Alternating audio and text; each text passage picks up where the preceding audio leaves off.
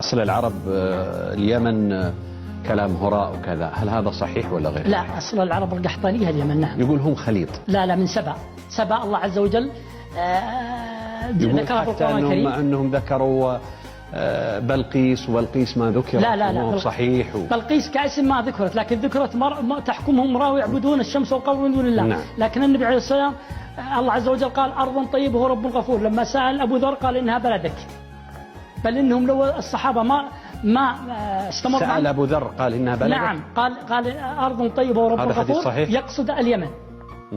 الآية تقصد اليمن. هذه واحدة. اثنين، الجنتين في اليمن، ولما دعوا على نفسهم قال ربنا باعد بين أسفارنا كان في اليمن، ومزقناهم كل مزق، خلاص اطلعوا على الأرض. نعم. البعض يقول أنه هذا الكلام غير صحيح، لأنه اليمن هو كل ما يامن الكعبة. لا، هم يقولون إنها اتجاه وليست بلد.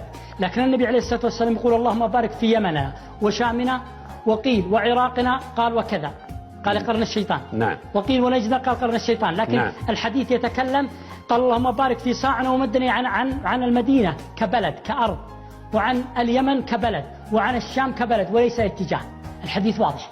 طيب اليمن بمسماها الآن كانت مسماها قديما؟ اسم اليمن قديم، اسمه نمت. ليس اسمها ايش؟ اسمه نمت او نمت. ايوه. يعني ماخوذ منها اليمن، صحح بس. يمكن انه مع لغتنا تدرجت الى اليمن. تجريد بس، لكن اليمن موجوده.